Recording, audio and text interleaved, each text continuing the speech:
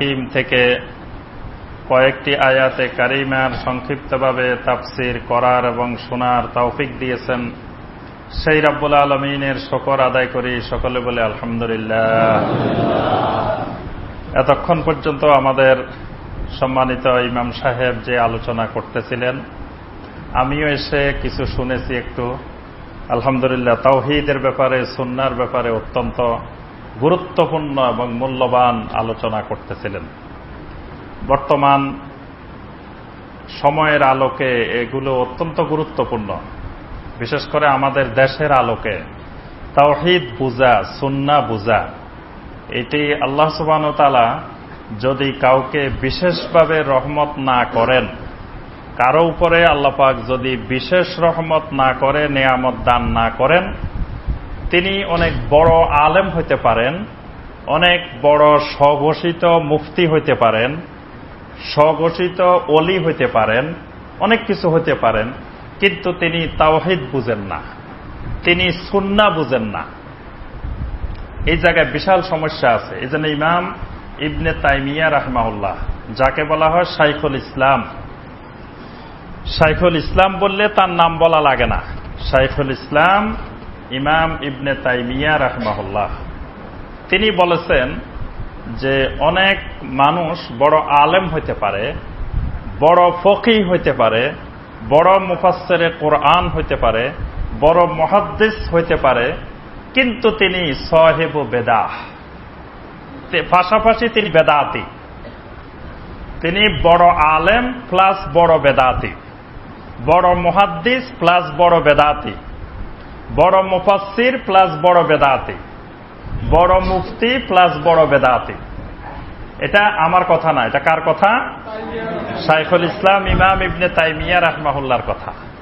যে অনেক বড় আলেম, কোরআনের তাফসীর লিখেছেন, হাদিসের ব্যাখ্যা লিখেছেন, 40 বছর 50 বছর ধরে বুখারী শরীফ পড়ান, হাদিসের মুহাদ্দিস, কিন্তু তিনি একজন বেদাতি।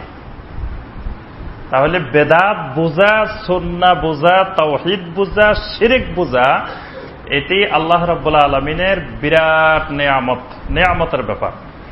তা আমরা যে আল্লাহ পাক আমাদেরকে এই জনপদে, এই বাংলাদেশে আল্লাহ পাক আমাদেরকে পাঠিয়েছেন, আমরা কি আল্লাহর কাছে অ্যাপ্লিকেশন করেছিলাম যে আমাদেরকে বাংলাদেশে পাঠান? আল্লাহ সুবহানাহু ওয়া তাআলা নিজেই আমাদেরকে মনোনীত করে, আল্লাহ পাক আমাদেরকে এই জমিনের জন্য, এই জায়গার জন্য আল্লাহ আমাদেরকে মনোনীত করেছেন। এটা সম্পূর্ণরূপে আল্লাহ রাব্বুল আলামিনের ইখতিয়ার, আল্লাহ পাকের ইচ্ছা। আলহামদুলিল্লাহ, আল্লাহ পাক যেখানের জন্য আমাদেরকে মনোনীত করেছেন, আমরা আল্লাহ শুকর আদায় করি, আলহামদুলিল্লাহ। কিন্তু এমন এক জায়গায় আল্লাহ আমাদের জন্য মনোনীত করেছেন, যে জায়গাটা মুশরিক বেষ্টিত এলাকা, সব জনপদ, পুরা এলাকা মুশরিক আর মুশরিক। সে মুশরিকদের মাঝখানে আমরা কিছু ইমানদার, কিছু মুমিন।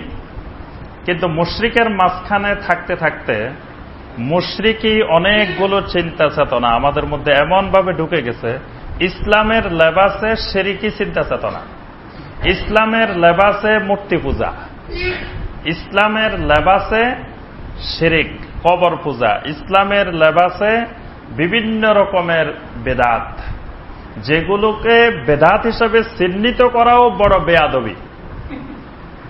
মানে এমন অবস্থা যে বেদাতকে বেদাত মনে করা বা এটারে যে বেদাত বলা, এইটাও মনে হয় যে বড় ধরনের বেয়াদবি। বড় সাহস না থাকলে যে এটা যে বেদাত, এই কথা বলতে গেলেও বিশাল সাহসের দরকার, না হয় বেদাতকে বেদাতও বলা যায় না। এবং যে দেশে আমরা জন্মগ্রহণ করেছি, ওই দেশে সুন্দর একটা বাক্যও আছে যে খাতায় বুজুর্গা গ্রেপ্তান খাতাস, অর্থাৎ বুজুর্গের ভুল ধরা এটাও বড় ধরনের আরেক ভুল। বুজুর্গের ভুল ধরা এটা বড় বেয়াদবি। বুজুর্গের কথা আপনার বুঝে আসুক আর না আসুক, আপনি ভুল ধরতে পারবেন না। আমি যদি এখন বলি আপনাদেরকে যে এখন তো সকাল 9টা বাজে, আপনারা যদি বলেন যে না হুজুর এখন তো সকাল 9টা না, এখন তো রাত 6টা 30 মিনিট হয়েছে, এটাও বেয়াদবি। বুজুর্গ বলতেছে এখন রাত সকাল 9টা, আপনাকে বলতে হবে এখন সকাল 9টা। খাতায় বুজুর্গা গ্রেপ্তান খাতাস, মানে বুজুর্গের ভুল দ্বারা এইটা আরেক বড় ধরনের ভুল, বেয়াদবি। আর আমরা আমাদের দেশে তো সবাই বুজুর্গ, এজন্য আমরা বলি ফেয়ারে দোস্ত বুজুর্গ, সবাই তো বুজুর্গ আমরা। তো বুজুর্গের ভুল ধরা যাবে না, বুঝতে পারছেন? এই জন্য যেই দেশে বুজুর্গের ভুল ধরা আরেক ভুল, সেই দেশে তাওহীদ পাওয়া, সুন্নাহ পাওয়া এটা বিশাল কঠিন ব্যাপার। আল্লাহ পাক আমাদেরকে তাওহীদ সুন্নাহ কিছু হলেও এখনো পুরো কিন্তু বুঝি নাই। আপনারা এখনো কেউ তাওহীদ সুন্নাহ পুরোপুরি বুঝেন নাই। এজন্য কিছু হলেও আল্লাহ যে বুঝার তৌফিক দিচ্ছেন, এজন্য শুকরিয়া তান সকলে বলি আলহামদুলিল্লাহ। যে সূরা থেকে আমাদের তাফসীর চলতেছিল সেই সূরার নাম হলো সূরা আল বাকারা। সূরা আল বাকারার 5 নম্বর আয়াতে কারিমা পর্যন্ত আমরা এর আগের তাফসীরে আলোচনা করেছি। গত তাফসীরে আমরা একটি বিশেষ আশুরা উপলক্ষে সূরা আল কাসাস থেকে আমরা তাফসীর করেছি। আজকে ইনশাআল্লাহ সূরা আল বাকারার 6 নম্বর আয়াতে কারিমা থেকে আমাদের তাফসীর হবে ইনশাআল্লাহ। সূরা আল বাকারা মাক্কি সূরা নাকি মাদানী সূরা? মাদানী সূরা। মাদানী সূরা মানে কি? না, মদিনা নাজিল হইলে মাদানী সূরা না, মানে হিজরতের পরে নাজিল হয়েছে। হিজরতের পরে যদি মক্কায়ও নাজিল হয় সেটা মাদানী, আর হিজরতের আগে যদি মক্কার বাহিরেও নাজিল হয় তাও সেটা মাক্কি সূরা। তো এই সূরা আল বাকারা হলো মাদানী সূরা। মক্কার মদিনার সূরাগুলোর কিছু বৈশিষ্ট্য আছে, মাক্কি আর মাদানী। মাক্কি সূরার বৈশিষ্ট্য হলো এই সূরাগুলোর মধ্যে বেশি বেশি তাওহীদ, রিসালাত এবং আখিরাত সম্পর্কে আলোচনা।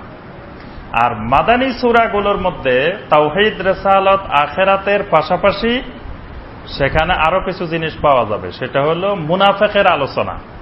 মুনাফিকের আলোচনা মাক্কি সূরায় নাই, কারণ মক্কি জীবনে মুনাফিকই ছিল না। মুনাফিকের উৎপত্তি হলো মাদানী জীবনে, এজন্য মুনাফিকের আলোচনা বেশি এসেছে মাদানী সূরায়। আর শরীয়তের হুকুম আহকাম, শরীয়তের হুকুম আহকাম সম্বলিত যে আয়াত সেগুলো বেশিরভাগই মাদানী যুগে নাজিল হয়েছে। এগুলো হলো মাক্কি সূরা এবং মাদানী সূরার বৈশিষ্ট্য। আল্লাহ সুবহানাহু ওয়া তাআলা এই সূরা আল বাকারার শুরুতে সিফাতুল মুত্তাকিন, মুত্তাকিনদের সিফাত, মুত্তাকিনদের গুণাবলী আল্লাহ পাক বর্ণনা করেছেন। এখন এই মুত্তাকিনের গুণাবলী যারা গ্রহণ করবেন, আল্লাহ রাব্বুল আলামিন 5 নম্বর আয়াতে তাদেরকে সুসংবাদ দিয়ে দিয়েছেন। উলাইকা আলা হুদাম মির রাব্বিহিম ওয়া উলাইকা হুমুল মুফলিহুন। উলাইকা আলা হুদাম মির রাব্বিহিম, এরাই তাদের রবের পক্ষ থেকে হেদায়েতের উপরে আছে। সুবহানাল্লাহ। আল্লাহ পাক সার্টিফিকেট দিয়ে দিচ্ছেন যে যারা এই ইউমিনুনা বিল গায়ব ওয়া ইউকিমুনাস সালাহ ওয়া মিম্মা রাযাকনাহুম ইউনফিকুন ওয়াল্লাযীনা ইউমিনুনা বিমা উনজিলা ইলাইক ওয়া মা উনজিলা মিন ক্বাবলিক ওয়া বিল আখিরাতি হুম ইউকিনুন। এই বিশ্বাসগুলো, এই আকীদাগুলো যার মধ্যে আছে, এই আমলগুলো যার মধ্যে আছে, আল্লাহ পাক বলতেছেন উলাইকা আলা হুদাম মির রাব্বিহিম, এরা হলো তাদের রবের পক্ষ থেকে হেদায়েত প্রাপ্ত। তাহলে কেউ যদি গায়েবে বিশ্বাস করে না, তাহলে সে কি হেদায়েত প্রাপ্ত নাকি গুমরাহ? কেউ সালাত কায়েম করে না, সে কি হেদায়েত প্রাপ্ত নাকি গুমরাহ? কিন্তু আমাদের সমাজে নামাজ না পড়িও আল্লাহর ওলি হয়। বাংলাদেশে নামাজ না পড়িও, সালাত না পড়িও আল্লাহর ওলি হয়। এই কথা শুনছেন না? শুনছেন কি দেখছেন? এই তো নিজেদের চোখেই তো দেখি আমরা যে ল্যাংটা হইলে আল্লাহর ওলি, কাপড় চোপড় খুলে ফেললে আল্লাহর ওলি, নামাজ না পড়লেও আল্লাহর ওলি। এরকম যে দেশে নামাজ না পড়লে আল্লাহর ওলি মনে করে, তো সেই দেশের তাওহীদ বুঝা, সুন্নাহ বুঝা এটা তো মানে স্বপ্নের ব্যাপার, কঠিন ব্যাপার। তো এখানে আল্লাহ পাক বলছেন ইউকিমুনাস সালাহ, সালাত যদি থাকে তাহলে উলাইকা আলা হুদাম মির রাব্বিহিম, বেনামাজি উলাইকা আলা হুদাম মির রাব্বিহিম হেদায়েত প্রাপ্ত নয়, গুমরাহ। ওয়া উলাইকা হুমুল মুফলিহুন, আল্লাহ পাক বলেন এরাই হবেন মুফলিহুন, এরাই হলো সফল কাম। এখন কিছু মানুষ আছে এই সিফাতুল মুত্তাকিন এসব গুণাবলী থাকবে না, যাদের কাছে এই গুণাবলী থাকবে না তাদেরকে কি বলা হবে? কাফের। মুমিন এবং কাফের, হয় মুমিন, মুমিন না হইলে কাফের। অনেকে বলে যে কাফের বলা যাবে না, কাউকে কাফের বলা যাবে না, এরকম বলে না? হ্যাঁ, তা আপনি কাফেরকে তো অবশ্যই কাফের বলতে পারবেন। যিনি নিজেকে প্রকাশ্যে কাফের বলেন তাকে আপনি কি বলবেন? কাফের বলবেন না। মুশরিককে তো মুশরিক বল, মুশরিক আর কাফের এক জিনিস। আপনি ধরেন একজন মুসলিম আর একজন হল ইহুদি, তা আপনি ইহুদিকে কি বলবেন? মানে কাফের বলবেন। ইহুদি কাফের, ইহুদি মুশরিক। মুমিনের বিপরীতটাই মুশরিক। কিন্তু কোন মুসলিম যদি নিজেকে মুসলিম দাবি করেন তাহলে আপনি তাকে কাফের বলতে পারবেন না। তিনি যত কুফরি করুক, যত শিরক করুক, তিনি যদি বলে যে আমি মুসলিম, তা আমরাও বলবো যে আপনি মুসলিম, কিন্তু আপনার কাজটা কুফরি, আপনার কাজটা শিরকি, কিন্তু আপনি মানুষটা মুসলিম। কথাটা বুঝছেন? তার কাজটা হবে কুফরি, কাজটা হবে শিরকি, কিন্তু লোকটা যদি বলে যে আমি মুসলিম, তা আমরাও তাকে বলবো মুসলিম। ওইরকম মুসলিমকে কাফের বলা যাবে না। কেউ যদি বলে যে আমি মুসলিম দাবি করে, তাকে কাফের, তুমি মুসলিম না, তুমি কাফের, এই কথা বলা যাবে না। যদি বলেন একজন মুসলিমকে আপনি কাফের বলে দিলেন, তাহলে কি হবে? নবী সাল্লাল্লাহু আলাইহি ওয়াসাল্লাম বলছেন, যখন কোন ব্যক্তি একজন মুসলিমকে কাফের বলবে, মৃত্যুর আগে দুইজনের একজন কাফের হয়ে মারা যাবে। আমি একজনকে কাফের বলে দিলাম, আসলে কিন্তু তিনি কাফের না, তাহলে তিনি তো কাফের অবস্থা মারা যাবেন না। তিনি যেহেতু কাফের না, তাহলে কাফের অবস্থা কে মারা যাবে? যিনি তাকে কাফের বলছেন তিনি কাফের অবস্থা মারা যাবেন। এজন্য কাউকে কাফের, মুনাফেক, ইহুদির দালাল, হিন্দুর দালাল, খ্রিস্টানের দালাল, বৌদ্ধের দালাল, এগুলো বলতে খুব সাবধানে বলতে হবে। যদি তিনি খ্রিস্টানের দালাল না হন, তা আমি খ্রিস্টানের দালাল হয়ে মারা যাব, আমি মুশরিক হয়ে মারা যাব, আল্লাহ সুবহানাহু ওয়া তাআলা আমার ঈমান নসিব করবেন না। এজন্য অন্য মুসলিমকে এই ধরনের গালিগালাজ, যে তিনি কাফের, তিনি মুশরিক, তিনি মুনাফেক, তিনি অমুক, এরকম বলা যাবে না। এই জন্য ইমাম বুখারী রাহিমাহুল্লাহ তিনি মুহাদ্দিসিনে কেরাম থেকে যখন হাদিস নিতেন, কোন মুহাদ্দিস দেখছেন যে জাল হাদিস বর্ণনা করেন, মিথ্যা কথা বলেন, কিন্তু তিনি কোন মুহাদ্দিসকে তিনি মিথ্যাবাদী বলেন নাই। বলছেন যে তার ব্যাপারে কিছু কথা আছে, কি কথা সেটা বলেন নাই। ইমাম বুখারী রাহিমাহুল্লাহ বলতেন যে এই ব্যাপারে কিছু কথা আছে, কিন্তু তিনি বলেন না যে তিনি মিথ্যাবাদী, তিনি অমুক, তিনি অমুক, এই জাতীয় কোন শব্দ একজন আলেমের মুখ থেকে বের হইতে পারে না। একজন আলেম কোন অবস্থায় আরেকজন মুসলিমকে তিনি কাফের বলতে পারেন না, ইহুদি বলতে পারেন না, খ্রিস্টান বলতে পারেন না। এটা আলেমের মর্যাদার খেলাফ। আমরা দেখি আমাদের ওলামায়ে কেরাম খুব রাগী, রাগ বেশি, খুব বেশি, কিন্তু ওলামায়ে কেরাম রাগী হইতে পারেন না, কারণ নবী সাল্লাল্লাহু আলাইহি ওয়াসাল্লাম মধ্যে ওই বৈশিষ্ট্য ছিল না। নবী সাল্লাল্লাহু আলাইহি ওয়াসাল্লাম ছিলেন কি?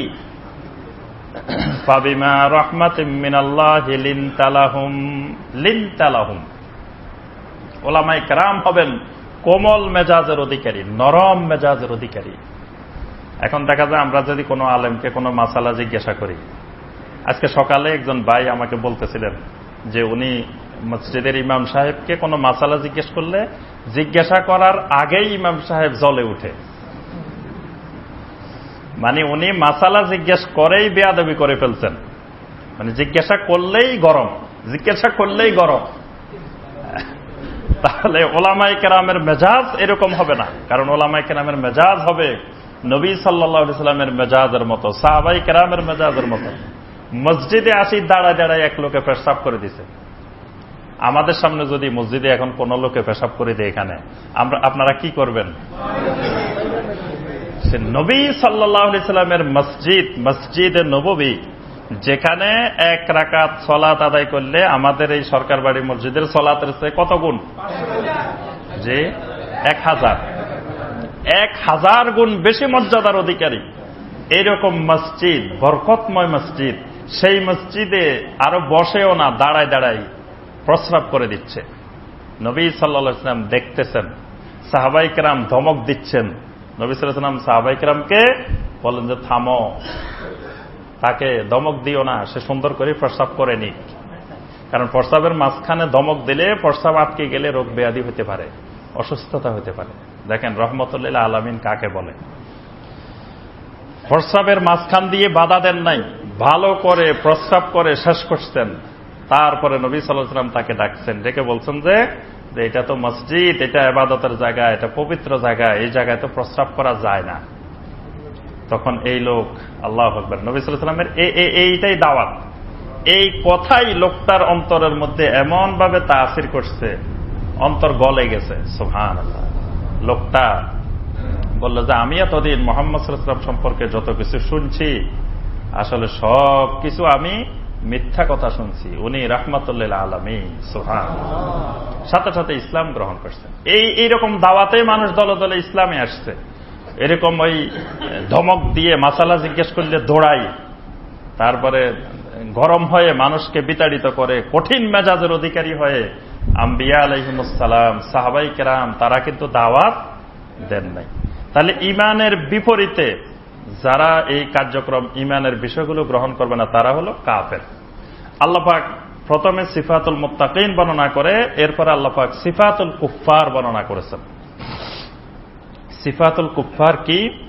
ইন্নাল্লাযীনা কাফারু সাওয়াউন আলাইহিম আনযারতাহুম আম লাম তুনযিরহুম লা ইউমিনুন।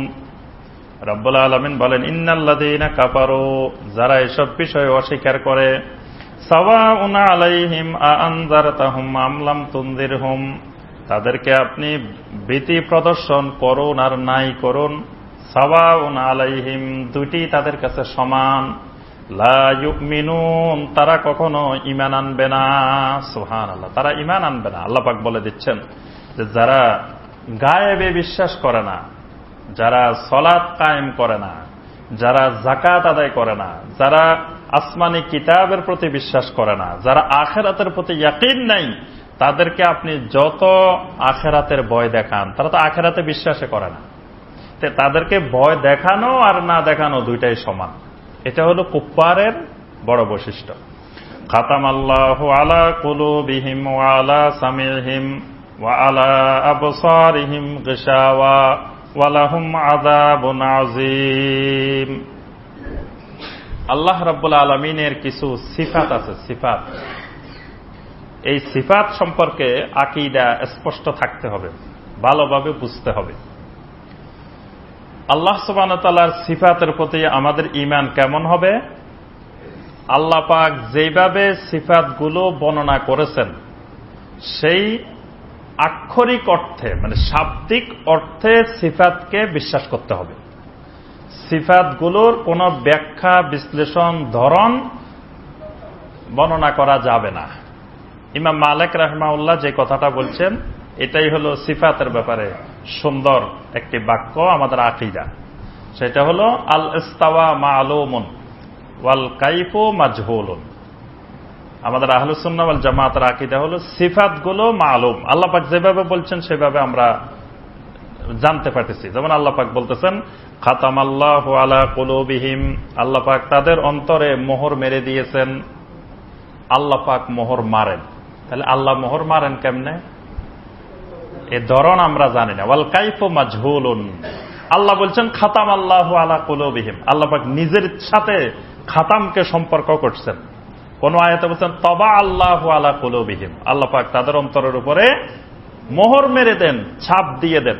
এই ছাপটা কেমনে দেন, এই ধরনটা আমরা জানি না। কিন্তু আল ঈমানু বিহি ওয়াজিবুন, এটার প্রতি ঈমান আনতে হবে। আল্লাহ পাক যেভাবে বলছেন ঠিক সেইভাবে ঈমান আনতে হবে। আর ওয়াসওয়ালু আনহু বেদা, এটা সম্পর্কে প্রশ্ন করা যে আল্লাহ কেমনে মোহর মারেন, মোহর মারার ধরনটা কেমন। আল্লাহ পাক চোখের উপরে পর্দা দিয়ে দেন। পর্দা দেওয়াটা কেমন, এটা ধরন কেমন, এই ধরন সম্পর্কে জিজ্ঞাসা করাটাই বেদাত মানে কুফরি, ঈমান চলে যাবে। এটাই হলো সব সিফাতের ব্যাপারে। অসংখ্য সিফাত আমরা কোরআনে পাবো, অসংখ্য সিফাত হাদিসে পাবো। যেমন নবী সাল্লাল্লাহু আলাইহি ওয়াসাল্লাম বলতেছেন, রাত্রির শেষ ভাগে আল্লাহ পাক কোথায় আসেন? প্রথম আকাশে নেমে আসেন। এই যে আল্লাহ নামেন, কেমনে নামেন? আল্লাহর এই নামা, অবতরণ করা, নুজুল, এটা আল্লাহ পাকের একটা সিফাত। এটা নবী সাল্লাল্লাহু আলাইহি ওয়াসাল্লাম বলছেন যে আল্লাহ পাক নামেন। কেমনে নামেন, ধরন কি, এগুলা সম্পর্কে আমরা জানি না, ওগুলা চিন্তা করারও দরকার নেই। কিন্তু আল্লাহ যদি কয় না না না আল্লাহ নামেন কেমনে, আল্লাহর রাসূল বলতেছেন আল্লাহ নামেন, আমি যদি কই না আল্লাহ নামে কেমনে আবার, তাহলে ঈমান চলে যাবে। এজন্য বিশ্বাস করতে হবে আল্লাহ পাক নামেন, কেমনে নামেন সেটা আমরা জানি। নবী সাল্লাল্লাহু আলাইহি ওয়াসাল্লাম বলতেছেন, সাবাতুন ইউজিল্লুহুমুল্লাহু ফি জিল্লিহি ইয়াওমা লা জিল্লা ইল্লা জিল্লুহু। 7 ধরনের ব্যক্তি আছে, ইউজিল্লুহুমুল্লাহ, আল্লাহ পাক তাদেরকে ছায়া দিবেন। ফি জিল্লিহি, কার ছায়ার মধ্যে? আল্লাহর ছায়ার মধ্যে। ফি জিল্লিহি মানে জিল্লিল্লাহ, আল্লাহর ছায়া। ইয়াওমা লা জিল্লা ইল্লা জিল্লুহু, যেদিন আল্লাহর ছায়া ছাড়া আর কোন ছায়া থাকবে না। এখন নবী সাল্লাল্লাহু আলাইহি ওয়াসাল্লাম বলতেছেন আল্লাহর ছায়া। এখন আমি যদি কই না আল্লাহর আবার বডি আছে নাকি, বডি থাকলে না ছায়া হইব, বডি না থাকলে ছায়া হয় কেমনে? না, আল্লাহর বডিও নাই, আল্লাহর ছায়াও নাই। আল্লাহর রাসূল বলতেছেন, যাকে আল্লাহ রাসূল বানাইছেন এবং যার কথাকে আল্লাহ বলতেছেন ওহী, তিনি বলতেছেন আল্লাহর ছায়া। আমরা বলি যে 7 শ্রেণীর লোককে আল্লাহ পাক আরশের নিচে ছায়া দিবেন, কিন্তু আল্লাহ রাসূল এখানে কি আরশ বলছেন? কিয়ামতের ময়দানে আরশের নিচে ছায়া, এই কথা কিন্তু রাসূল বলেন না, রাসূল বলছে আল্লাহর ছায়া। আমরা ব্যাখ্যা করি যে আল্লাহর আরশের ছায়া, আরশ পাইলাম কই? তাহলে বোঝা যায় আমরা রাসূলের থেকে আরো 1 ডিগ্রি বেশি বুঝছি আল্লাহ সম্পর্কে। আল্লাহর রাসূল যতটুকু বুঝছেন আমরা আরো একটু বেশি বুঝে গেছি। এই বেশি বোঝাটা ঈমান ধ্বংসের কারণ। ওই হাদিসগুলো সবসময় মাথায় রাখবেন। ওই হাদিস যে 3 জন সাহাবী এসে নবী সাল্লাল্লাহু আলাইহি ওয়াসাল্লামকে স্ত্রীর কাছে জিজ্ঞাসা করছিলেন, পরে বললেন যে আমরা সারা দিন রোজা রাখবো সারা বছর। একজন বলল যে সারা রাত আমরা তাহাজ্জুদ পড়বো, আরেকজন বললেন যে বিয়ে শাদী করবো না। এই যে 3 জন কিন্তু বেশি করতে গেছে।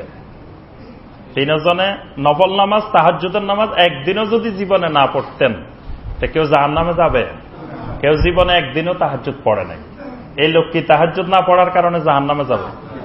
আচ্ছা, কোন লোক ফরজ রোজার বাহিরে জীবনে একদিনও নফল রোজা রাখে নাই, এই লোক কি ওই নফল রোজা না রাখার কারণে জাহান্নামে যাবে? কোন লোক কোন কারণে, অভাবের কারণে বা অসুস্থতার কারণে বিয়ে করে নাই, এই লোক জাহান্নামে যাবে? কিন্তু এই যে বেশি করতে যাই, বেশি নামাজ পড়তে যাই, বেশি রোজা রাখতে যাই, নবী সাল্লাল্লাহু আলাইহি ওয়াসাল্লাম কি বললেন? ফামান রাগিবা আন সুন্নতি ফালাইসা মিন্নি, যে লোক আমার সুন্নাত থেকে বিমুখ হয় সে আমার উম্মতেরই অন্তর্ভুক্ত নয়। বেশি নামাজ পড়তে যায়, বেশি রোজা রাখতে যায়, উম্মত থেকে বাইরে হয়ে যাইতেছে। কিন্তু তাহাজ্জুদ না পড়লে হে আমার উম্মতের অন্তর্ভুক্ত নয়, এই কথা কিন্তু নবী সাল্লাল্লাহু আলাইহি ওয়াসাল্লাম বলেন নাই। রোজা, নফল রোজা না রাখলে সে আমার উম্মতের অন্তর্ভুক্ত নয়, এই কথা বলেন না। কিন্তু বেশি করতে যাই, নবী সাল্লাল্লাহু আলাইহি ওয়াসাল্লাম বলতেছে সে আমার উম্মতেরই অন্তর্ভুক্ত নয়। তাহলে বেশি বুঝা এটা মারাত্মক ক্ষতিকর জিনিস, আল্লাহ রাসূলের চেয়ে বেশি বুঝা। এক সাহাবী এসে নবী সাল্লাল্লাহু আলাইহি ওয়াসাল্লামকে বললেন যে আমাকে এমন কিছু জিনিস শিখাই দেন যেগুলো করলে আমি সোজা জান্নাতে চলে যাব। সুবহানাল্লাহ। নবী সাল্লাল্লাহু আলাইহি ওয়াসাল্লাম শিখাই দিলেন, এইটা করবা। এই সাহাবী বলেন, ওয়াল্লাহি লা আযীদু আলা হাযা, আল্লাহর কসম আমি এর থেকে কিছুও বেশি করব না। তো নবী সাল্লাল্লাহু আলাইহি ওয়াসাল্লাম কি বললেন? লোকটা চলে যাচ্ছে এই কথা বলে। নবী সাল্লাল্লাহু আলাইহি ওয়াসাল্লাম বললেন, মান সাররাহু আন ইয়ানজুরা ইলা রাজুলিন মিন আহলিল জান্নাহ ফালইয়ানজুর ইলা হাদা, যে ব্যক্তি দুনিয়াতে বসে জান্নাতি মানুষ দেখতে চায় সেই জন্য এই মানুষটাকে দেখে নে। এই মানুষটাও জান্নাতি। এই জন্য 10 জনের বাহিরে আরো 30 জন আছে যারা পরোক্ষভাবে জান্নাতের সার্টিফিকেট পাইছে। 10 জন তো আমরা আশারায়ে মুবাশশারা জানি। এর বাহিরে বিভিন্ন হাদিসে যে যাদেরকে নবী সাল্লাল্লাহু আলাইহি ওয়াসাল্লাম জান্নাতি মানুষ বলছেন, এরকম আরো 30 জন আছে। এই লোকটাও একজন। নবী সাল্লাল্লাহু আলাইহি ওয়াসাল্লাম দেখাই দিচ্ছেন যে এই লোকটাকে দেখো, এই লোকটা জান্নাতি মানুষ। তাহলে এই লোকটা কিভাবে জান্নাতি হলো? এই লোক বেশি করবে না, বলছে ওয়াল্লাহি লা আযীদু ওয়ালা হাযা, কোন রাওয়ায়াতে আসছে ওয়ালা আনকুসু মিনহু, যে তার থেকে বাড়াবো না কমও করবো না। নবী সাল্লাল্লাহু আলাইহি ওয়াসাল্লাম এই লোকটাকে জান্নাতের সার্টিফিকেট দিয়েছেন। তাহলে বেশি বুঝা, বেশি আমল করা এটা ক্ষতিকর, নবী সাল্লাল্লাহু আলাইহি ওয়াসাল্লামের চেয়ে বেশি বুঝা। তা আমরা যে কথাটি বলতেছিলাম সেটি আল্লাহর সিফাত, আল্লাহ পাক যেভাবে বলছেন, কোরআনে কারিমে অসংখ্য সিফাত পাইবেন, এটা খেয়াল রাখতে হবে যে সিফাতকে অস্বীকার করা যাবে না। আর রহমানু আলাল আরশি ইস্তাওয়া, আল্লাহ পাকের ইস্তাওয়া, আল্লাহ পাক কোথায় আছেন? আরশে আজিমে আছেন। এই যে আরশে আজিমে আছেন, কেমনে আছেন? আরশে আজিম কেমন? আচ্ছা, আল্লাহ পাকের আরশের সামনে আরেকটা জিনিস আছে, ওইটার নাম হলো কুরসি। কুরসি আছে একটা, কুরসি। আমরা আয়াতুল কুরসি আছে না, সূরা আল বাকারার 255 নম্বর আয়াত, এটার নাম হলো আয়াতুল কুরসি। তো আল্লাহ পাক বলছে ওয়াসিয়া কুরসিয়ুহুস সামাওয়াতি ওয়াল আরদ, কুরসিটা হলো কাদামুর রাব্বে আযজা ওয়া জাল্লা, মানে আল্লাহ সুবহানাহু ওয়া তাআলার পা রাখার জায়গা, কদম রাখার জায়গা। বলে আবার আল্লাহর পা আছে নাকি? হ্যাঁ আছে, কিন্তু আমরা পায়ের ধরন জানি না। হাদিসের মধ্যে নবী সাল্লাল্লাহু আলাইহি ওয়াসাল্লাম বলছেন যে জাহান্নামের আগুন যখন উত্তপ্ত হয়ে যাবে, ফায়ানজাবি বাদুহুম ইলা বাদিন, মানে এক পাশের আগুন আরেক পাশের আগুন উতলাই উঠবে। আর আল্লাহ জাহান্নাম জিজ্ঞাসা করবে ওয়া তাকুলু হাল মিন মাজিদ, যে আল্লাহ আরো আছে নাকি? ওয়া তাকুলু হাল মিন মাজিদ, জাহান্নাম যখন এরকম উতলাই উঠবে তখন ফাওয়াদা ফিহা কাদামুর রাব্বি আযজা ওয়া জাল্লা, নবী সাল্লাল্লাহু আলাইহি ওয়াসাল্লাম বলেন আল্লাহ রাব্বুল আলামিনের কদম তখন ওর মধ্যে রাখবেন। কোথায় রাখবেন? জাহান্নামের মধ্যে। আল্লাহর পা পুড়ে ফেলবে না? তখন আল্লাহ রাব্বুল আলামিনের কদম সেখানে রাখার পরে জাহান্নাম ঠান্ডা হবে, স্থির হবে। তাহলে এখানে আল্লাহর কদম বলতেছেন আল্লাহ রাসূল। তারপরে হাদিসের মধ্যে নবী সাল্লাল্লাহু আলাইহি ওয়াসাল্লাম বলছেন যে কুরসি হলো আল্লাহ পাকের কদম রাখার, পা রাখার জায়গা। তো যেটা আল্লাহ সুবহানাহু ওয়া তাআলার পা রাখার জায়গা, সেটাকেই ওয়াসিয়া কুরসিয়ুহুস সামাওয়াতি ওয়াল আরদ, আল্লাহ পাকের শুধু পা রাখার জায়গাটা সমস্ত আসমান জমিন ব্যাপী। সামাওয়াত আরদ মানে খালি দুনিয়ার আকাশ না, সামাওয়াত বলতে ঊর্ধ্ব জগতের যত সৃষ্টি জগৎ আছে, আর আরদ বলতে নিম্ন জগতের যত সৃষ্টি জগৎ আছে। আর আল্লাহ পাক উপরের জগৎটাকেও 7টি স্তরে ভাগ করে সৃষ্টি করছেন, আবার নিচের জগৎটাকেও 7টি স্তরে ভাগ করে সৃষ্টি করছেন। এই পুরা জগৎ ব্যাপী শুধু পা রাখার জায়গাটা বিস্তৃত। সুবহানাল্লাহ। কেউ যদি বলে যে আল্লাহ সর্বত্র বিরাজমান, তা আল্লাহর পা রাখার জায়গায় তো আসমান জমিন সব জায়গায় বিস্তৃত, তা আল্লাহ থাকেন কোথায়? কি বলেন? আল্লাহ যদি আমরা বলি যে আল্লাহ পৃথিবীতে আছে, সব জায়গায় আছে, তা আল্লাহর পা রাখার জায়গায় তো পৃথিবীতে ধরবে না, তা আল্লাহকে পৃথিবীতে ধরবে কিভাবে? কথা বুঝতে পারছেন? হ্যাঁ। এই জন্য আল্লাহ সুবহানাহু ওয়া তাআলার আরশ কুরসির থেকে আরো অনেক বড়। কুরসি খালি পা রাখার জায়গা, সেটাই আল্লাহ বলছে ওয়াসিয়া কুরসিয়ুহুস সামাওয়াতি ওয়াল আরদ। আর আরশের ব্যাপারে বলছেন ওয়া হুয়া রাব্বুল আরশিল আযীম, আরশিল আযীম। এবার আজিম যে কত বড়, কত মহান, সেটা আল্লাহ রাব্বুল আলামিন। আচ্ছা, আল্লাহ রাসূলকে আল্লাহর আরশ দেখছেন? হ্যাঁ, সবাই বলে না, অনেকের বিশ্বাস হইল আল্লাহ দেখছেন, কারণ ছোটবেলা থেকে ওয়াজ শুনছে যে আল্লাহ রাসূল মেরাজের দিন আরশে গেছে। কে এই কথা শুনেন নাই যে আরশে গেছে? আবার নবী সাল্লাল্লাহু আলাইহি ওয়াসাল্লাম নাকি আরশে ওঠার সময় জুতা খুলে রেখেছে। তখন আল্লাহ পাক বলছে যে জুতা খোলা যাবে না, আমার আরশ অনেক দিন ধরে বসে আছে তোমার জুতার জন্য। নাউযুবিল্লাহ। আর নবী সাল্লাল্লাহু আলাইহি ওয়াসাল্লাম আল্লাহ পাকের আরশে গেছেন, এই কথা কোন হাদিসে আসে নাই। সর্বোচ্চ আমরা জানতে পারি কোন পর্যন্ত গেছেন? সিদরাতুল মুনতাহা। আল্লাহ পাক কোরআনে কারিমেই বলছেন আফাতুমারুনাহু আলা মা ইয়ারা ওয়া লাকাদ রাআহু নাজলাতান উখরা ইনদা সিদরাতুল মুনতাহা। সিদরাতুল মুনতাহা পর্যন্ত গেছে। তা আমরা যে কথাটা বলতেছিলাম সেটি হলো যে আল্লাহ সুবহানাহু ওয়া তাআলার সিফাতকে অস্বীকার করা যাবে না। কিন্তু আমাদের দেশে আমরা ওই যে প্রথমে বলছি মুশরিকদের সাথে বসবাস করার কারণে মুশরিকি কিছু আকীদা আমাদের মধ্যে চলে আসছে। একটা হিন্দু বিশ্বাস করে যে সৃষ্টিকর্তা ভগবান সর্বত্র বিরাজমান, সৃষ্টিকর্তা গরুর মধ্যেও থাকে, সৃষ্টিকর্তা তুলসী গাছেও আছে, সৃষ্টিকর্তা সব জায়গায় আছে, সৃষ্টিকর্তা মানুষের ভিতরেও আছে। এই জন্য আমাদের দেশে জাল হাদিস বানাইছে যে মানুষের কালব আল্লাহর আরশ। এই জাল হাদিসও একটা বানানো হয়েছে, নাউজুবিল্লাহ। এটা মিথ্যা কথা, সম্পূর্ণ মিথ্যা কথা। কালবের মধ্যে আল্লাহ থাকেন না, কারণ আমাদের যে কাল্ব, এই কাল্ব হল দুনিয়ার নাপাক পচা কাল্ব। বুঝতে পারছেন? নবী সাল্লাল্লাহু আলাইহি ওয়াসাল্লাম বলছেন কোন ব্যক্তি যখন একটা গুনার কাজ করে, একটা মাসিয়াত করে, তখন কালবের মধ্যে নুকতাতান সাওদা, একটা কালো দাগ পড়ে যায়। আবার যখন বান্দা তওবা করে, তখন ফিরে আসে, তখন ওই দাগটা পরিষ্কার হয়ে যায়। সুবহানাল্লাহ। কিন্তু কোন ব্যক্তি তওবা করলো না, এরকম দাগ হইতে হইতে হইতে হইতে এটা একেবারে কালো, কুচকুচে কালো হয়ে নষ্ট হয়ে যায়। আমাদের কাল্ব কি পরিষ্কার? এই পচা কালবে আল্লাহ আসবে কেন? বলে যে আল্লাহ পাক আসমান জমিন কোথাও জায়গা হয় না, জায়গা হয় কোথায়? মুমিনের কালবে। কালবুল মুমিনে আরশুল্লাহ, যে মুমিনের কলব আল্লাহর আরশ। নাউজুবিল্লাহ। এটা হিন্দুদের আকীদা, মুশরিকদের আকীদা। মুশরিকরা মনে করে যে তাদের পুরোহিত, তাদের ঠাকুর যারা আছে, তাদের কালবের ভিতরে সৃষ্টিকর্তা আছে, ভগবান আছে। সুতরাং পুরোহিতের সাজদা করলে এটা পুরোহিতকে সাজদা করা হচ্ছে না, এটা ভগবানকে, সৃষ্টিকর্তাকে সাজদা করা হচ্ছে। কারণ ওই পুরোহিত সাধনা করতে করতে তার কালবের মধ্যে ভগবান ঢুকে গেছে, সৃষ্টিকর্তা ঢুকে গেছে। তা আমিও যদি বিশ্বাস করি যে আমার হুজুরের কলবের মধ্যে আল্লাহ ঢুকে গেছে, এই জন্য নাম দিছে যে আমি আমার কলবের তরফ মোতাবাজ্জা আছি, আমার কলব ওই দিকে মোতাবাজ্জা আছে, ওই দিক থেকে আবার এদিকে যায়, এদিক থেকে এইদিকে যায়, এইভাবে চতুর্দিকে মোতাবাজ্জা হইতে হইতে হইতে হইতে তারপরে আরশের দিকে যায়।